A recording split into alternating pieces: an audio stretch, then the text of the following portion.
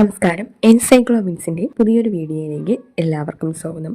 സംസ്ഥാനത്തെ സാമൂഹ്യ സുരക്ഷാ ക്ഷേമ പെൻഷൻ വാങ്ങുന്ന ലക്ഷക്കണക്കിന് ഗുണഭോക്താക്കളെ സംബന്ധിച്ചിടത്തോളം ഏറെ പ്രധാനപ്പെട്ട ഒരു അറിയിപ്പാണ് ഇപ്പോൾ പുറത്തു വന്നിരിക്കുന്നത്. ഓഗസ്റ്റ് മാസത്തെ ക്ഷേമ പെൻഷൻ വിതരണം ആരംഭിച്ചിരിക്കുകയാണ്. ഓഗസ്റ്റ് 19 മുതൽ അർഹരായ ഗുണഭോക്താക്കളുടെ ബാങ്ക് അക്കൗണ്ടുകളിലേക്ക് പെൻഷൻ തുക കൈമാറുന്നതിനുള്ള നടപടികൾ സർക്കാർ ആരംഭിച്ചിട്ടുണ്ട്. നിലവിൽ ഓഗസ്റ്റ് മാസത്തെ ക്ഷേമ പെൻഷൻ തുകയായ 2000 രൂപയാണ് അർഹരായ ഗുണഭോക്താക്കളുടെ അക്കൗണ്ടുകളിലേക്ക് എത്തി തുടങ്ങുന്നത്. ചിലർക്ക് തുക ഇതിനോടകം ലഭിച്ചിട്ടുണ്ടാകാം. ചിലരുടെ അക്കൗണ്ടുകളിലേക്ക് തുക എത്താൻ കുറച്ച് സമയം കൂടി ആവശ്യമായേക്കാം.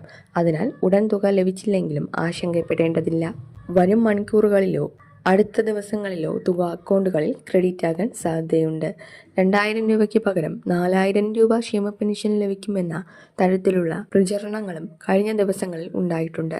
എന്നാൽ നിലവിലെ വിതരണത്തിൽ ഔദ്യോഗികമായി അനുവദിച്ചിരിക്കുന്നത് ഒരു ഗഡുവായ 2000 രൂപയാണ്. മുൻകാലങ്ങളിൽ കുടിശ്ശിക തുകകൾ ഉൾപ്പെടെ ഒന്നിലധികം ഗഡുക്കൾ ഒരുമിച്ച് വിതരണം ചെയ്യുന്ന സാഹചര്യങ്ങൾ ഉണ്ടായിരുന്നുവെങ്കിലും ഇത്തവണ ലഭിക്കുന്ന തുക സംബന്ധിച്ച് ഔദ്യോഗിക അറിയിപ്പുകൾ മാത്രം പരിഗണിക്കേണ്ടതാണ്.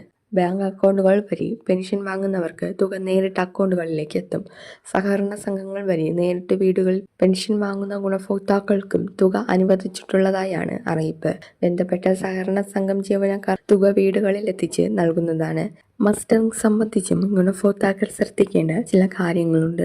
മസ്റ്ററിംഗ് പൂർത്തിയാക്കിയവർക്കും ഇതുവരെ പൂർത്തിയാക്കാത്തവർക്കും നിലവിലെ പെൻഷൻ തുക ലഭിക്കുന്ന സാഹചര്യമുണ്ട്. മസ്റ്ററിംഗിനുള്ള സമയപരിധി നിലനിൽക്കുന്നതിനാൽ തിരക്കുള്ള സമയത്ത് അക്ഷയ കേന്ദ്രങ്ങളിൽ എത്തി ബുദ്ധിമുട്ടേണ്ട സാഹചര്യമില്ല. സമയപരിധിക്കുള്ളിൽ മസ്റ്ററിംഗ് പൂർത്തിയാക്കുവാൻ ശ്രദ്ധിക്കുക. നിങ്ങളുടെ പെൻഷൻ തുക അക്കൗണ്ടുകളിൽ എത്തിയിട്ടുണ്ടോ എന്ന് ബാങ്ക് അക്കൗണ്ട് സ്റ്റാറ്റസ് പരിശോധിച്ചും ബാങ്കിൽ നിന്നുള്ള SMS അറിയിപ്പുകൾ പരിശോധിച്ചും ഉറപ്പാക്കാം. ഓഗസ്റ്റ് മാസത്തിലെ ക്ഷേമ പെൻഷൻ വിതരണവുമായി ബന്ധപ്പെട്ട കൂടുതൽ ഔദ്യോഗിക അറിയിപ്പുകളും പുതിയ അപ്ഡേറ്റുകളും സർക്കാർ തീരുമാനങ്ങളും വരും ദിവസങ്ങളിൽ പുറത്തു വരുന്നതായിരിക്കും.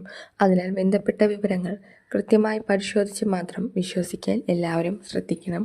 അപ്പോൾ ഏറ്റവും പുതിയ അറിയിപ്പുമായി വീണ്ടും കാണും വരെ ഗുഡ് ബൈ.